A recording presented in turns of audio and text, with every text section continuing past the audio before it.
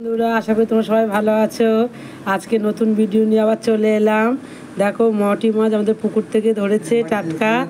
এই যে পানা এখনো লেগে রয়েছে। এই যে মটি মাছের বাটি চচ্চড়ি করব, কিভাবে করব পুরো ভিডিওটাতে দেখবে তোমরা। এই চচ্চড়ি করার জন্যে কী কী নিলাম তোমাদের দেখাবো, মশলা কী কী নিলাম। এই যে একটা পাত্র নিয়েছি এই বাটিতে, আর এই যে মটি মাছ ধুয়ে পরিষ্কার করে রেখেছি, দেবো এবার বাটিতে। দেখো, এই মাছ দিয়ে দিয়েছি, মটি মাছ। আলু দিয়ে দেবো, সরু করে আলু কেটে রেখে দিয়েছিলাম, আলু দিয়ে দেবো। আলু দিলাম, পেঁয়াজ কুচিয়ে নিয়েছিলাম, পেঁয়াজ কাঁচা লঙ্কা কুচিয়ে নিয়েছি, তাতে দিয়ে দেবো।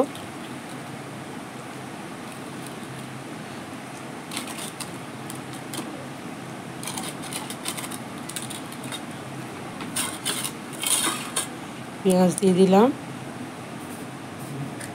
নুন দেব, নুনটা পরিমাণ মতন নুনটা দেবে।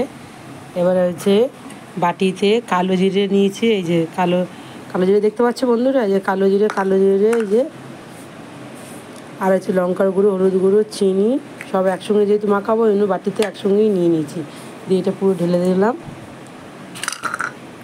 মশলাটা রাই বাটা, সাদা সর্ষে বাটা, আমরা রাই বাটা বলি, সাদা সর্ষে বাটা, কাঁচা লঙ্কা বাটা একসঙ্গে পেস্ট করে ঢেলে দিলাম। খুব সুন্দর হয় বাটি চচ্চড়ি, তো দারুণ খেতে লাগে।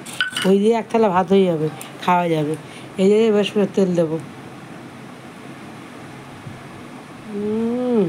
এখনই যা সুন্দর লাগছে, রান্না করে তারও সুন্দর লাগবে। আচ্ছা, মাখিয়ে নিয়ে এবারে ভালো করে, নুন আর একটু লাগবে, দিয়ে দিলাম, দিয়ে ভালো করে মাখিয়ে নেবো। আর একটু তেল লাগবে। এটা হচ্ছে একদম শুকনো শুকনো হবে, তো জল টল আর কিছু পড়বে না। এই মশলা সব মাখা টাকা দিয়ে এবার ঢাকা দিয়ে আস্তে আস্তে গ্যাসে ভাপা হবে। এটা আমি এখানে মাখিয়ে নিলাম, এবার চলে যাবো রান্নাঘরে। একটু বেশি তেল লাগবে, তেল দিয়েছিলাম, আবার দিলাম, আবার দিয়ে ভালো করে মাখিয়ে নিলাম। এবার ঢাকা দিয়ে দেবো, ঢাকা দিয়ে গ্যাসে বসিয়ে দেবো। সব মাখিয়ে দেখলেই তো পুরো মাখিয়ে গ্যাস জ্বালিয়ে বসিয়ে দিয়েছি। এটা আস্তে আস্তে 10 থেকে 5 মিনিট তো কম হবে, 10 মিনিট ঠিক আছে, আস্তে আস্তে হবে তো। 10 মিনিট হয়ে গেলে লাভিয়ে নেবে, দেখবে একদম শুকনো শুকনো হয়ে যাবে, তেল বার হয়ে যাবে, তখন দেখবি বাটি চচ্চড়ি হয়ে গেছে। আমি এই চাপা দিয়ে রেখে দিয়েছি, আবার কিছুক্ষণ পরে এসে একটু দেখবো, হালকা নেড়ে দেবো, দিয়ে আবার তারপরে দেখবো এটা হয়েছে কি না। দেখো বন্ধুরা, এরকম বাটি চচ্চড়ি শর্টকাটে বানিয়ে খাবে, দারুণ লাগবে। বন্ধুরা, বাটি চচ্চড়ি কালার দেখেছো কত সুন্দর আসছে। আমি ঢাকাটা করে দেখলাম, দেখি কীরকম হচ্ছে। ঠিকঠাকই হচ্ছে, আরও হবে। এটা আমি একটু দেখলাম খুলে কেমন হয়েছে, কিন্তু গন্ধ দুর্দারুণ বার হয়েছে। আর একটু হালকা কাঁচা তেল দিয়ে দেবো এর ওপরে।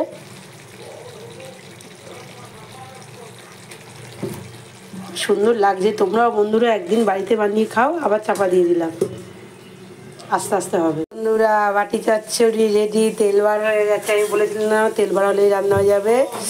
এই যে কি সুন্দর লাগছে। এই যে দেখো, তেল বার হয়েছে, এটা দিয়ে তো এক থালা ভাত খেয়ে নেবো। ধনেপাতা আর একটু হলে ভালো হতো, কিন্তু ধনেপাতা নেই বলে দিইনি। তাতে কি হয়েছে, ঘরে যা থাকবে তাই দিয়ে রান্না করে সুস্বাদু খাবার সুন্দর হবে, আর চটজলদি রান্না হয়ে যায় তাতে।